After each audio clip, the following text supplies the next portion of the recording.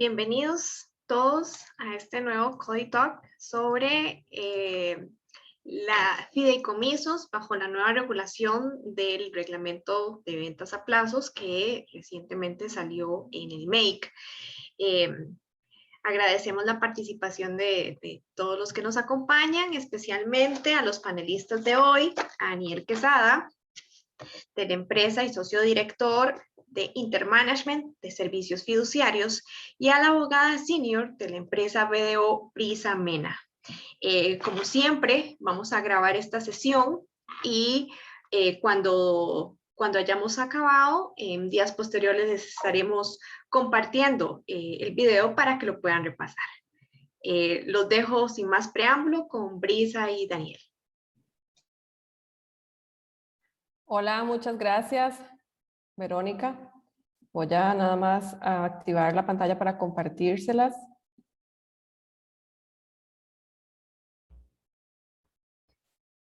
Bueno, muy buenas tardes a todos. Muchas gracias por estar acá acompañándonos a revisar esta nueva figura del fideicomiso de protección de primas, y muchas gracias a el CODI por la oportunidad que nos da a BDO y a Intermanagement para poder compartir esta información con ustedes. El fideicomiso de protección de primas es una figura que está regulada recientemente en el reglamento de ventas a plazo de ejecución futura de proyectos inmobiliarios, que es el decreto número 42.995 del MEIC. Fue recientemente publicado el 20 de julio del 2021 en la Gaceta número 139 y rige a partir del 18 de octubre de este año, es decir, son 90 días naturales posteriores a su publicación. ¿Cuál es el objetivo de este reglamento? La intención de este reglamento es proveer mecanismos más actualizados para procurar la protección y devolución del dinero cancelado por el consumidor ante un incumplimiento del comerciante o responsable del plan. Al parecer, luego de esta vigencia parcial que tuvo el reglamento con la legislación que ahorita está vigente, pero que dejará de estarlo a partir del 18 de octubre, no se alcanzaron los objetivos buscados por la norma, y entonces ha habido un movimiento del MEIC junto con los demás agentes económicos, como el CODI, por ejemplo, en la búsqueda de mejorar esta regulación y dejarla de hacer tan tediosa como estaba, y además mucho más efectiva. Este reglamento define las ventas a plazo como aquellos planes de venta a plazo o de ejecución futura de bienes inmuebles, apartamentos, lotes y casas, y prestación de servicios futuros de proyectos de desarrollos inmobiliarios como centros sociales y turísticos y urbanizaciones realizadas por desarrolladores inmobiliarios que se enmarquen en lo definido en el artículo 44 de la Ley 7472, que es la Ley de Promoción Efectiva de la competencia, promoción de la competencia y defensa efectiva del consumidor, que no es más que otra cosa que la ley del MEIC, en palabras sencillas. Y de ese artículo 44 a mí me gustaría rescatar tres elementos importantes, porque son los que nos van a decir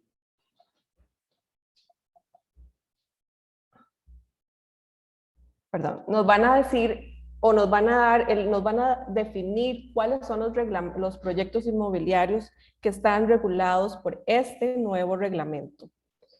Los proyectos inmobiliarios a los que le alcanza esta nueva legislación tienen que cumplir con estos tres elementos todos juntos, o sea, tienen que concurrir los tres elementos: que se ofrezcan públicamente o de manera generalizada a los consumidores, que la entrega del bien esté condicionada a un hecho futuro y que la realización de ese hecho futuro dependa del responsable del plan.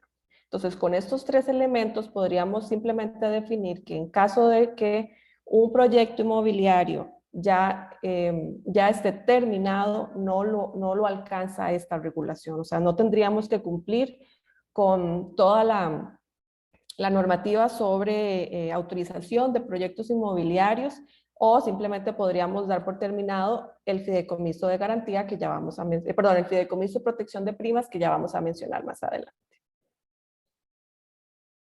Importante como contexto, para este reglamento, para información, y que no quisiera dejar de mencionarles, son los nuevos cambios introducidos en este reglamento que son importantes y que tal vez de alguna manera benefician siempre al comerciante o al responsable del plan. Por ejemplo, el ofrecimiento previo. Con la legislación que actualmente está vigente, el desarrollador inmobiliario no está autorizado para comercializar ningún plan de venta si no cuenta con el permiso o el visto bueno del Ministerio de Economía.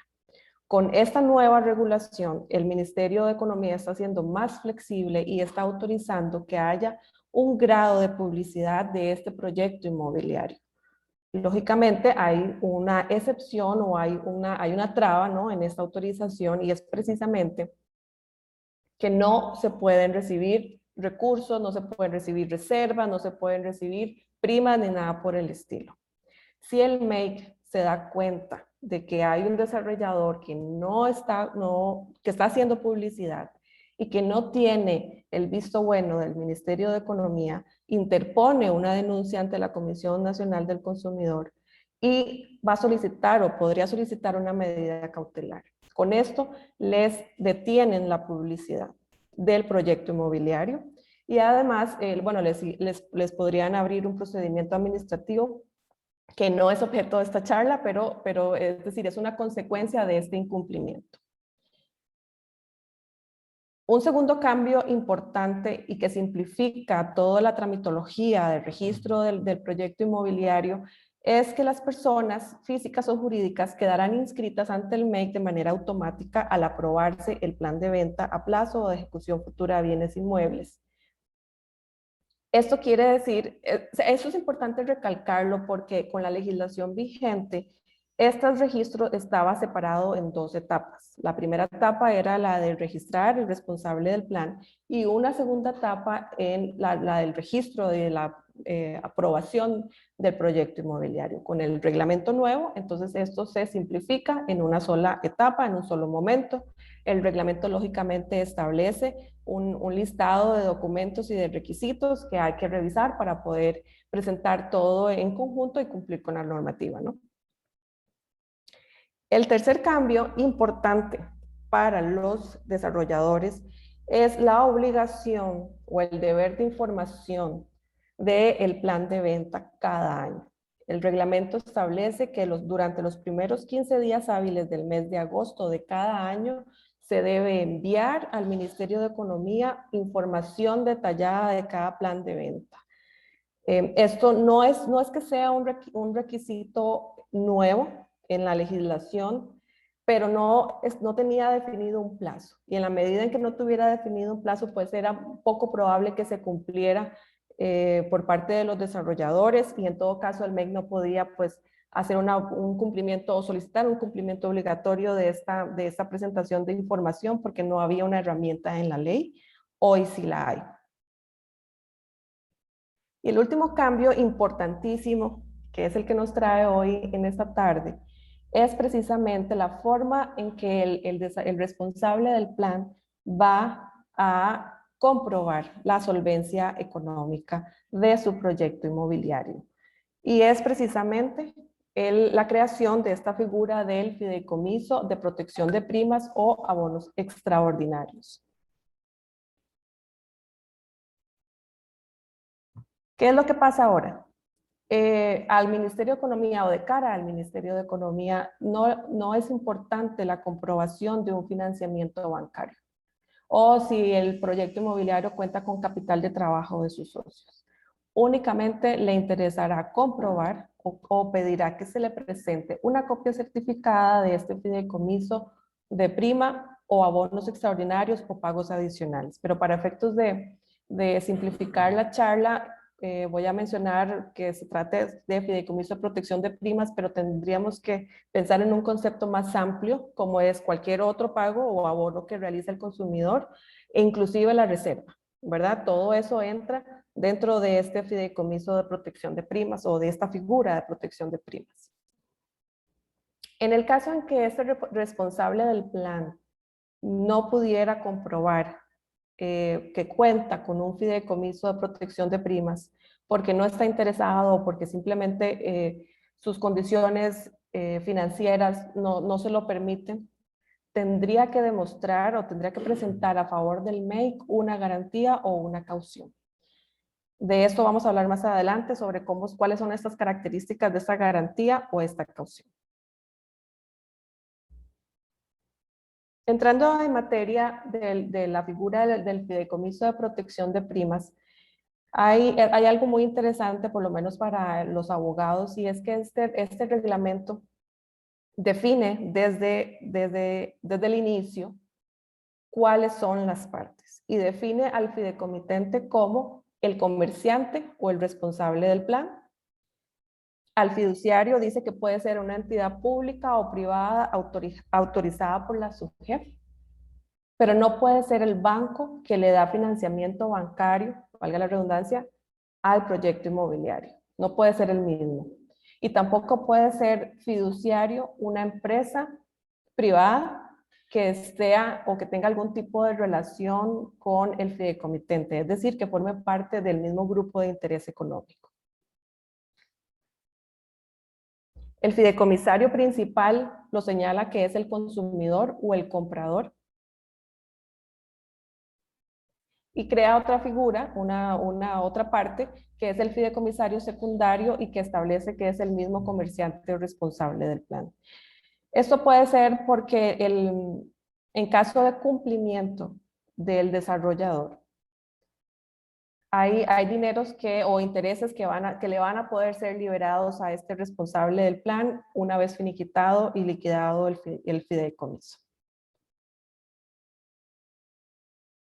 Ok, entre las características de esta figura del fideicomiso de protección de primas está la finalidad. Es administrar todos los dineros que aporten los consumidores. Es decir, las reservas, las señales de trato, aunque sea fraccionado, cualquier abono extraordinario, todos los dineros que entren a que el consumidor aporte, entrarán a este fideicomiso y serán administrados por el fiduciario. Yo aquí. Vamos a ver. Primero, ¿qué tal? Gusto saludarlos a todos. Yo con este tema de las partes del fideicomiso, digamos, tal vez lo primero, vamos a ir a la anterior, por favor. Creo que tal vez lo principal que quisiera rescatar es que si hay un cambio relevante desde el punto de vista del fideicomiso con respecto a cómo se financian los proyectos anteriormente. Bueno, vamos a la siguiente, por favor. Tal vez el cambio principal que yo veo aquí es que anteriormente hablando, los bancos consideraban normalmente que el fideicomiso de primas era parte de su garantía, ¿verdad? Y en estas generalidades que está mostrando aquí ya esto cambia. Okay, las deudas con los acreedores responden con el patrimonio del comerciante o del fideicomitente. ¿Qué significa eso? Que se pone la propiedad en garantía, por ejemplo, o cualquier otra garantía que se vaya a responder por el proyecto, pero no el fideicomiso con las primas, ¿verdad? Y eso sí es un cambio relevante porque los bancos, por un lado, digamos, dentro de lo que es la construcción del proyecto, usualmente consideran tres tipos de aportes. El aporte de patrimonio, digamos, o capital de los desarrolladores, que puede ser parte de la propiedad, pero también, digamos, otro tipo de recursos que ellos aporten. Están la deuda bancaria y después están las primas, ¿verdad? Entonces, aquí estamos hablando de un cambio relevante porque los bancos no pueden considerar parte de su garantía esas primas. Y eso o aumenta el nivel de deuda que tiene que tener el proyecto o aumenta el nivel de equity que tiene que poner el desarrollador. Entonces, sí es un cambio relevante. Parte de lo que estamos revisando nosotros, o sea, como un tema de discusión, ¿verdad? Y que también podemos mencionar hoy, es la posibilidad de que esos derechos del desarrollador, digamos, como fideicomitente, sean de alguna forma cedidos a un banco como parte de la garantía. Pero son sus derechos, ¿verdad? No, digamos, es la que eventualmente al cumplimiento del fideicomiso, ¿verdad? Eso, digamos, pasa a ser un fideicomisario secundario y eventualmente, digamos, eso sea parte de algo que pueda poner en garantía ante el banco, ¿verdad? Pero eso es algo que se tiene que explorar porque también debería ser incluido entre el contrato que eventualmente se presentaría al MEIC. Así que es un tema ahí de poner en la mesa, pero de entrada sí es un cambio relevante, ¿verdad? Vamos a ver más adelante que hay otros cambios también a nivel de flujo de estas primas, ¿verdad? Pero tal vez es un tema de fondo que ya desde hoy empieza a afectar. Adelante, Lisa. Gracias, Daniel. Efectivamente, los fondos fideikomitidos solo garantizarán las obligaciones del responsable del plan con los consumidores y las deudas que los acreedores se responden con patrimonio propio del comerciante, como lo decía Daniel ahora. En cuanto al fideicomiso, este es irrevocable. En caso de necesitar una modificación del plazo o sustitución del fiduciario, se requiere autorización previa del Ministerio de Economía.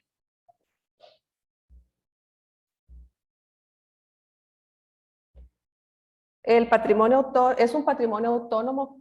Todos los fondos sometidos al fideicomiso se conformará como un patrimonio autónomo separado de los activos del fiduciario y de otros fideicomisos. Esto es por regla, ¿verdad? Es materia de contrato de fideicomiso, pero la legislación hace una aclaración o una reiteración en este tema. El fideicomiso debe estar numerado e identificado con un nombre. Y a nivel del reglamento, este reglamento establece expresamente instrucciones, obligaciones para el fiduciario y obligaciones para el fideicomitente, por lo que yo sugiero que el modelo de contrato de fideicomiso contenga como mínimo las obligaciones y las instrucciones que ya están dadas en la ley. ¿Cuáles son estas instrucciones al fiduciario? Sería la de, obviamente, recibir los dineros de parte del consumidor, emitir comprobantes de depósito con el nombre y el número del fideicomiso y entregarlos al consumidor, realizar la debida diligencia del origen de los fondos. En caso de sospecha fundada, no está obligado en aceptar los dineros. Esto es una obligación importante, no es que los fiduciarios no tuvieran que realizar lógicamente orígenes o hacer una revisión del origen de los fondos, de los dineros de terceros que reciben, pero bueno, esto es una obligación que está expresamente dada en este reglamento para los compradores. Y si el fiduciario no está satisfecho con el origen de los fondos o tiene una sospecha fundada, puede rechazar el recibir esos dineros, y ese rechazo está autorizado por ley y la aceptación de ese rechazo está también dada de una vez en la ley por parte del fideicomitente. Todos los fondos serán registrados en subcuentas individuales de cada consumidor. Adelante, Daniel. Ok, con esto tal vez lo que quería comparar es un poco lo que sucedía anteriormente. O sea, mucho de lo que se indica, digamos, es básicamente similar a lo que se hace en cualquier fideicomiso. O sea, el fideicomiso sí tiene que identificarse con un nombre, tiene su patrimonio separado, contablemente se separa, digamos, como un patrimonio distinto del fiduciario, ¿verdad? Para todos los efectos.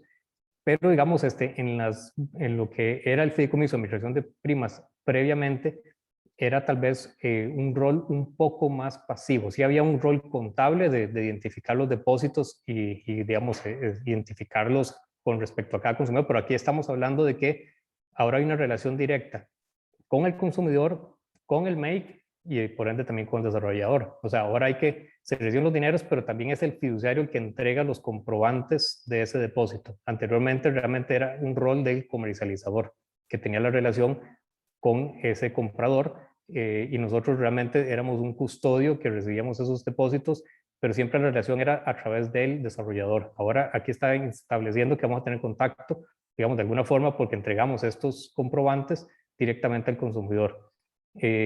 La otra parte importante es esto de la debida diligencia del origen de fondos. Nuevamente, es algo que como fiduciarios es la parte precisamente que SUGEF supervisa a los fiduciarios que administramos fondos de terceras personas, que básicamente están relacionadas con la prevención del lavado de dinero y del terrorismo. Entonces, en eso sí tenemos que siempre mantener ese proceso. Tal vez la gran diferencia que creo que también se junta ahora es que desde el año pasado también los desarrolladores entraron a ser regulados en esta misma materia, ¿verdad? Con requerimientos de identificación de sus clientes, ¿verdad? En materia conozca a su cliente, el respaldo de sus transacciones, y los fiduciarios, como no somos bancos, también tenemos cuentas abiertas en un banco donde vamos a recibir estos fondos, y el banco también tiene que tener ese mismo respaldo. Entonces estamos hablando de 3 sujetos que recibimos el mismo fondo y los 3 tenemos que estar teniendo el mismo respaldo de esos fondos. Cada uno va a tomar su decisión, digamos, separada respecto a si está bien justificado o no ese depósito, ¿no? O sea, la diligencia no se delega, ¿verdad? Es de cada entidad, pero sí va a haber un trabajo de coordinación para evitar duplicidad, o bueno, en este caso que casi que triple, ¿verdad? De que el banco pida unas cosas, el fiduciario pida otras y el desarrollador pida otras al cliente. El cliente se va a volver loco, ¿verdad? Entonces, sí es importante que esa parte sea coordinada con el desarrollador, realmente para hacer una sola solicitud de información respecto al origen de los fondos de cada cliente, digamos, a la hora que va a comprar y no estar, digamos, cada uno por su lado. O sea, yo creo que ahí es un tema de coordinación para no desperdiciar recursos por un lado y mantener una relación coherente con los clientes, ¿verdad? Así que sí, eso es importante, es un cambio que se da por otras circunstancias, pero que se junta en esta nueva iniciativa, donde claramente se le establece al fiduciario este rol, pero se junta con nosotros. Así que ahí tenemos que coordinarlo con cuidado. Adelante. Gracias, Daniel. Y a eso agréguele la obligación de declarar los fideicomisos al Banco Central por temas de registro de beneficiarios finales, ¿verdad? Eso todavía hace más complejo el escenario de las obligaciones del fiduciario.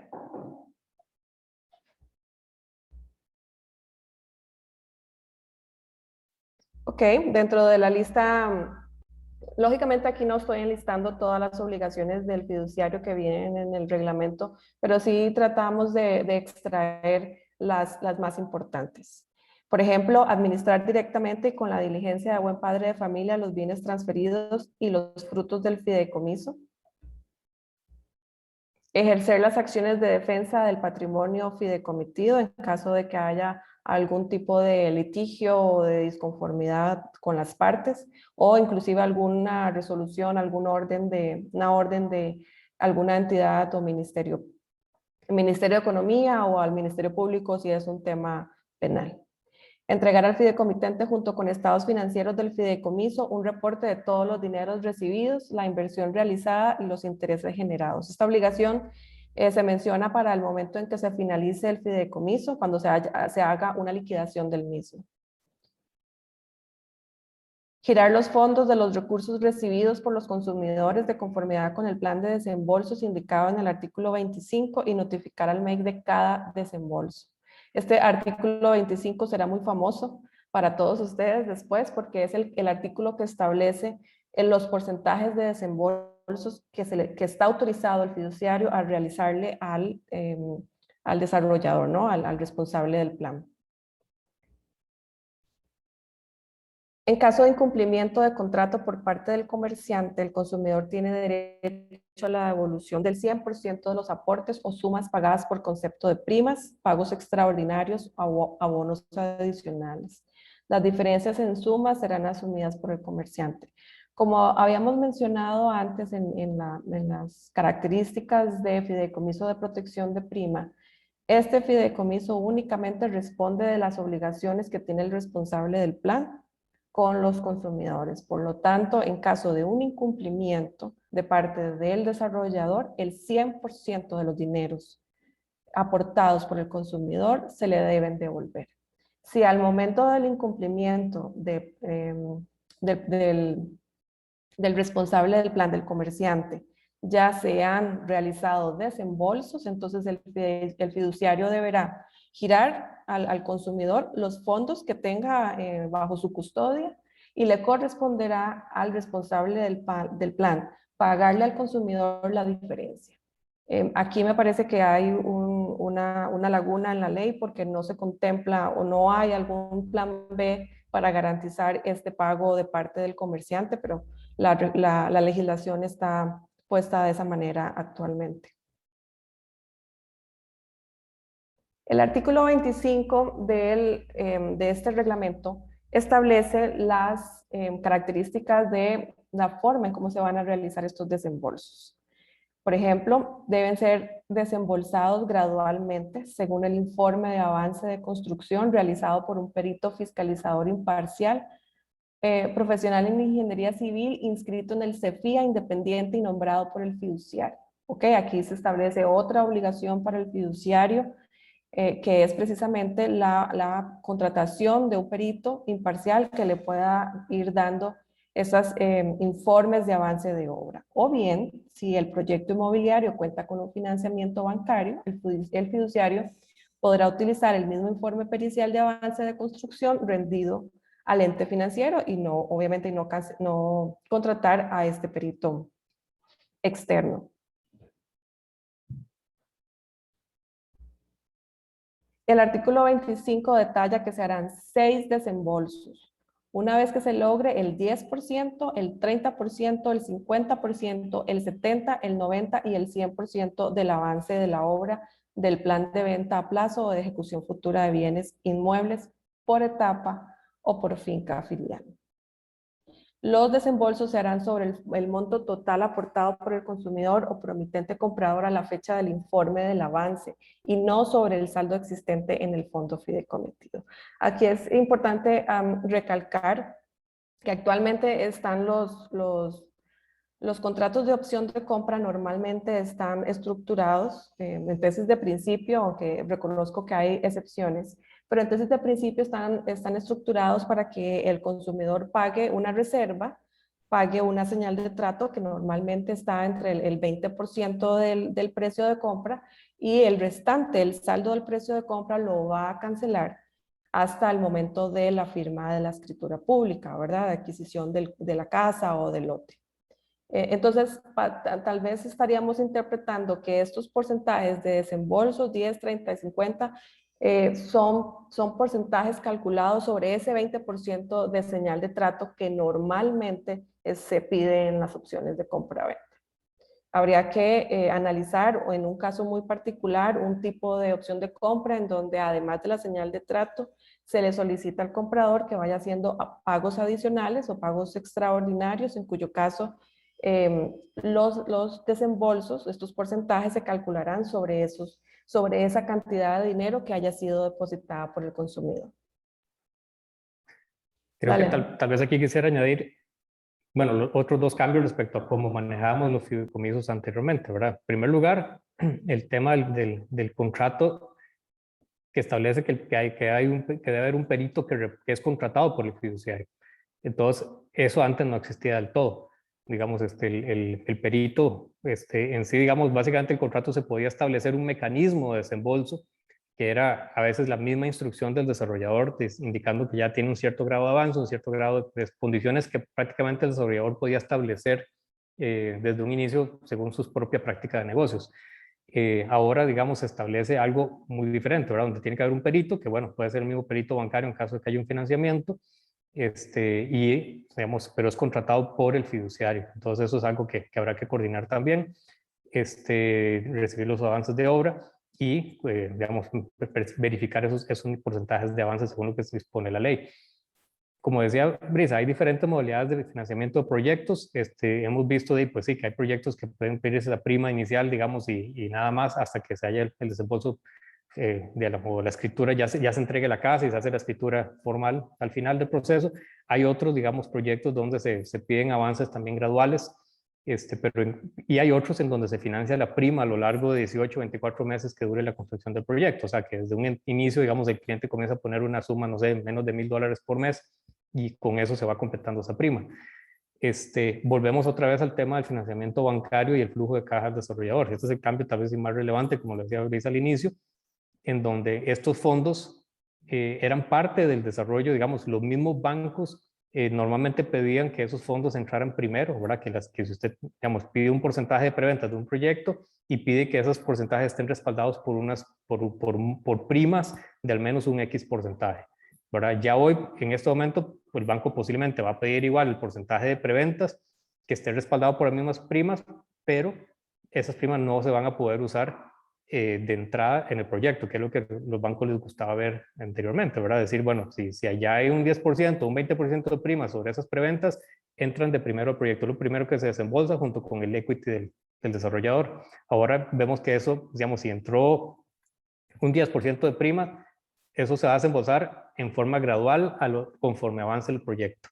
¿verdad? Si entraron, no sé, si el proyecto cuesta $10 millones y entraron $500,000 en primas a un inicio, nada más eso, entonces va a haber un 10%, $50,000 en el primer desembolso, 30,000, digamos, o sea, 20,000 adicionales en el segundo y así sucesivamente conforme se va desarrollando el proyecto.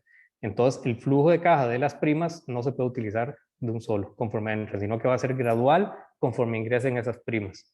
Entonces, eso sí cambia radicalmente el proyecto en cuanto a su flujo de caja. Y eso no hay forma digamos, no hay un atajo sobre eso, digamos, esto es lo que es. Entonces, va a haber más necesidad de desembolso de parte de los bancos, digamos, en forma más temprana, y estas primas, si se consideran todavía como parte del equity, digamos, o digamos, o complemento del equity, va a ser entrar en una forma lo que llaman paripaso, ¿verdad? Que es junto con los desembolsos bancarios. Y eso, digamos, es parte de lo que se tiene que explicar a los bancos, que, digamos, habrá que ver, digamos, en qué forma lo integran dentro del proyecto, ¿verdad?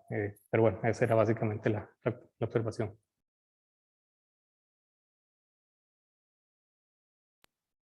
Gracias, Daniel. Bueno, nada más aclarar el siguiente punto, que sería que en caso de que los avances en la construcción no alcancen los porcentajes exactos anteriormente indicados, entonces se deberá desembolsar el porcentaje inmediato anterior. Por ejemplo, si el perito dice que lo que se avanzó fue a un 45% de obra, entonces el fiduciario estaría autorizado para desembolsar únicamente un 30% y no el 50% que le correspondería. Inicialmente, por lo menos. Los derechos del fiduciario. Dentro de la lista de derechos del fiduciario, el reglamento establece el exigirle al fideicomitente y al fideicomisario principal, que es el consumidor, la entrega de toda la documentación necesaria para la celebración del fideicomiso y, lógicamente, recibir el pago de todas las comisiones fiduciarias que serían cubiertas por el fideicomitente con cargo a su patrimonio. Y aquí se recalca en la ley que los fideicomitentes deben hacer o deben cubrir todas estas comisiones, todos estos honorarios al fiduciario con su propio dinero y no con cargo a los fondos que se encuentran fideicomitidos.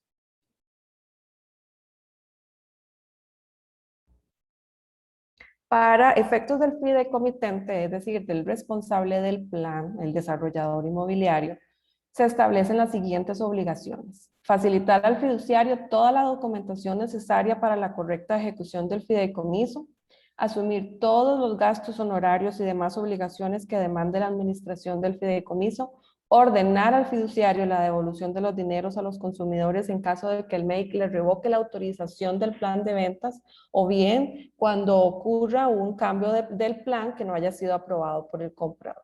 Entonces aquí vemos que efectivamente el fideicomitente tiene que estar en constante comunicación con el fiduciario y tiene que operar de buena fe, porque en caso de que reciba una orden de revocatoria de esa autorización del plan de ventas, tendrá que notificarle al fiduciario que acaba de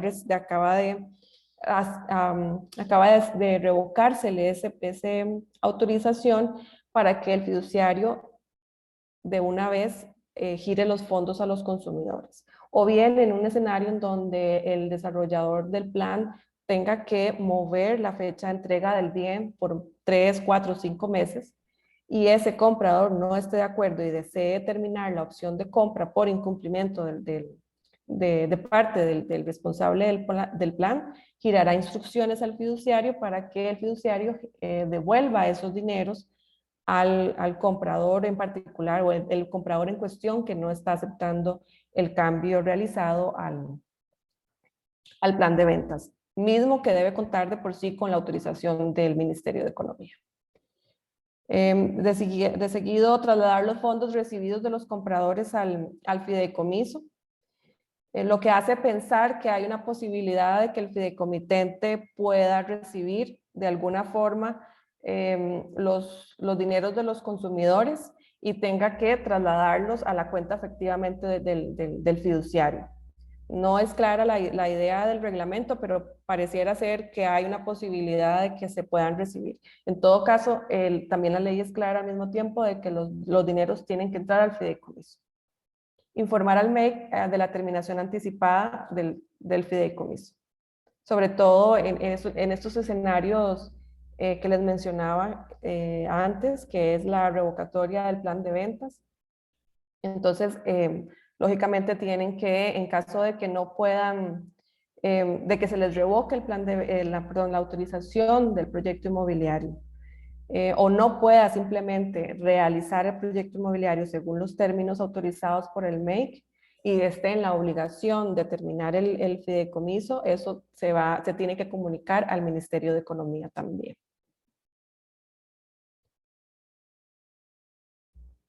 Ok, en el escenario de la terminación anticipada del fideicomiso, como se los mencionaba anteriormente, se supone que se deben devolver los dineros a todos los consumidores.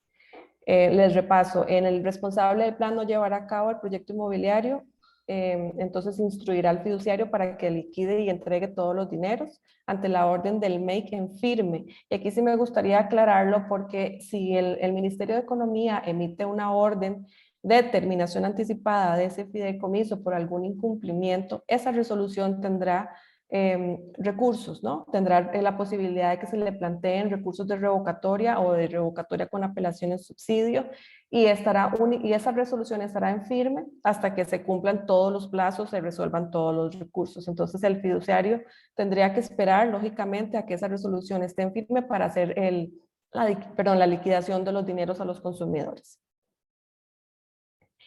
Una condición o una situación muy, muy importante para que se tenga por terminado anticipadamente el fideicomiso es que el fiduciario no reciba el pago de sus honorarios por 2 o más meses.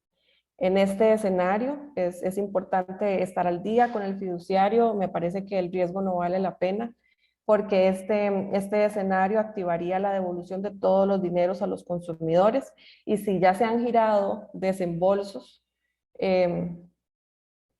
pudiera complicarse el panorama porque el desarrollador del plan, salvo que pueda sustituirlo, tuviera que devolver los dineros también. Ok, finalmente en el reglamento se establece la posibilidad de que si el si el responsable del plan de ventas no tiene o no cuenta con un fideicomiso de primas o simplemente no desea trabajar bajo esa modalidad, tiene la opción de presentar una garantía o caución. Esta garantía debe ser una garantía de primer requerimiento, puede ser emitida por una entidad bancaria o puede ser emitida por una entidad aseguradora, ambas instituciones autorizadas por sus superintendencias y estas garantías deben estar giradas o expedidas a nombre del Ministerio de Economía. Es decir, el beneficiario de esta garantía bancaria es el ministerio, por el monto equivalente al 100% del plan, según los precios de venta del proyecto inmobiliario. No es según la cantidad de primas recibidas, no es el precio de costo del proyecto inmobiliario, es considerando el 100% del valor del proyecto inmobiliario según los precios de venta que están reportadas al Ministerio de Economía.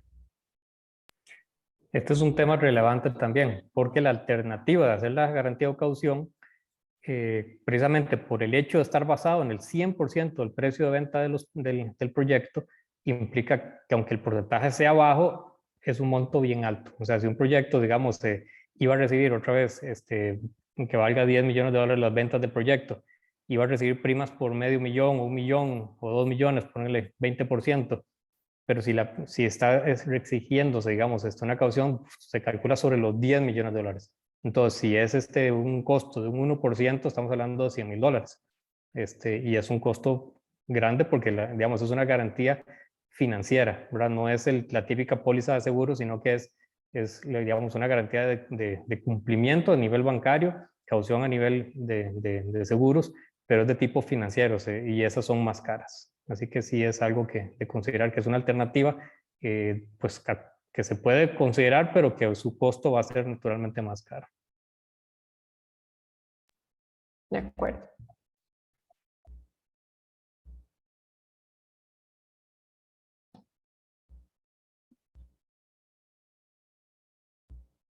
Ok, les mencionaba que la garantía debe estar a favor del Ministerio de Economía, y entonces en caso de un incumplimiento del plan, el MEIC puede ejecutar esa garantía bancaria o de seguro.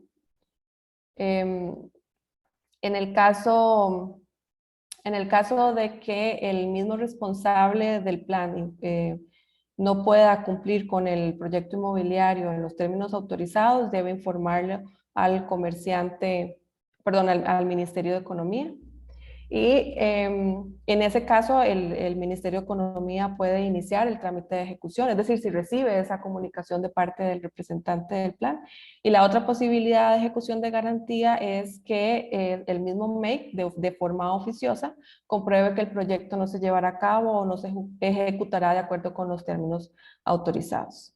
En este último escenario, el reglamento establece que el MEIC iniciará el trámite de ejecución de esta garantía en sede judicial, pero no es una ejecución inmediata como una garantía de cumplimiento, sino que requerirá de su procedimiento de cobro judicial. Y bueno, yo creo que, Daniel, con eso llegamos. No sé si usted quiere agregar algo adicional.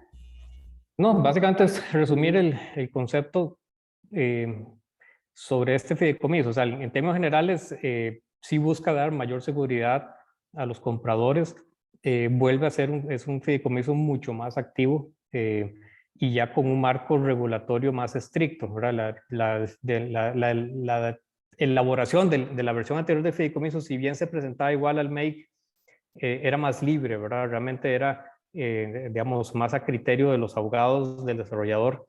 Así que era, digamos, más holgada esa reacción. Ahora hay cláusulas que definitivamente tienen que estar. Sigue siendo un contrato hecho a la medida de cada proyecto, pero sí es mucho más, hay cosas que no te lo van a aprobar si no tiene esas cláusulas y esos procesos. Así que para nosotros como fiduciarios involucra, digamos, una coordinación más activa. Tenemos relación con el MEIC directamente, que antes realmente era más limitada. Obviamente con el desarrollador en una forma más...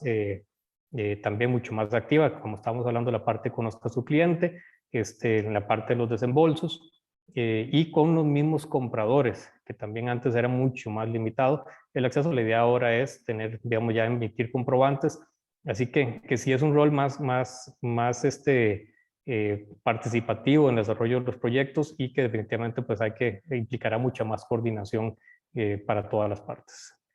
Así que por lo demás, agradecerles y abrimos, creo que, el espacio para las preguntas. Gracias. Sí, tenemos un par de preguntas. Vanessa Cordillera nos dice, buenas tardes. El reglamento da dos alternativas para demostrar la solvencia. Fideicomiso tiene como objetivo la protección de los dineros aportados por los consumidores, primas. Y la caución, en este caso, lo solicitado de cubrir el valor total de la estimación de las ventas del proyecto con la idea de garantizar la ejecución del proyecto. ¿No debería la caución ser una garantía de primer orden de ejecución inmediata que solamente proteja a las primas? ¿No es desproporcionado esto? ¿No es incongruente con las obligaciones planteadas para el caso del fideicomiso?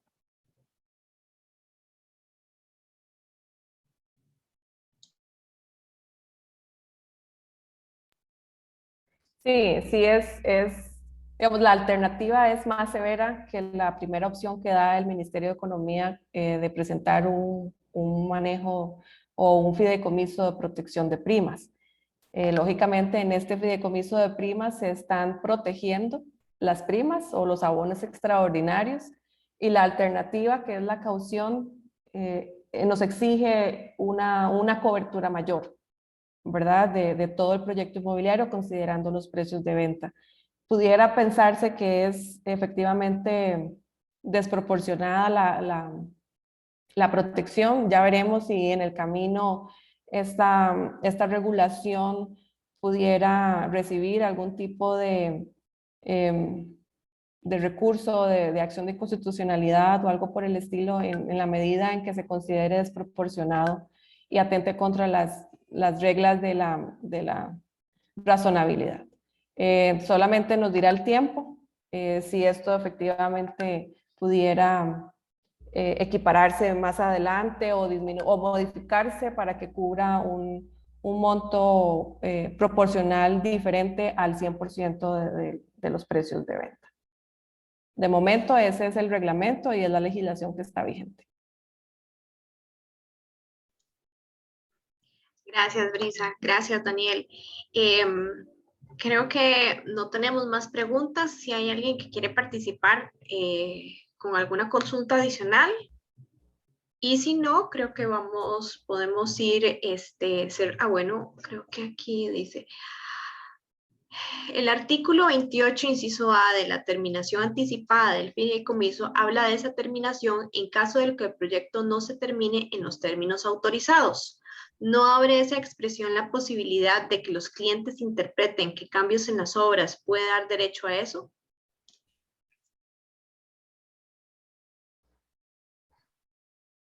Cambios en las obras. Pudiera ser si está dentro de la opción de compra que está autorizada en el Ministerio de Economía, alguna obligación de, digamos, de que el responsable de plan tenga que cumplir con ciertas características en ese proyecto inmobiliario.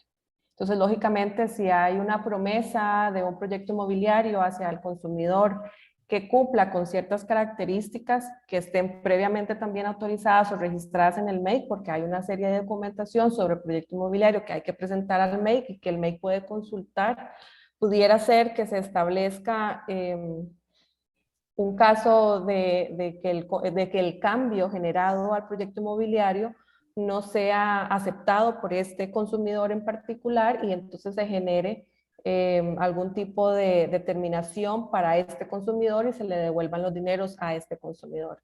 Pero no creo que active exactamente, digamos, la devolución del 100% de los consumidores, digamos, de los dineros al 100% de los consumidores y en todo caso, lógicamente, el fideicomiso tendrá formas de resolver conflictos, ¿verdad? Se puede acudir a la conciliación en sede del Ministerio de Economía o cualquier otra que se plantee antes de llegar, digamos, a esta fatalidad, digamos, de terminar de forma anticipada el fideicomiso por una apreciación o por un desacuerdo que tenga uno de los compradores.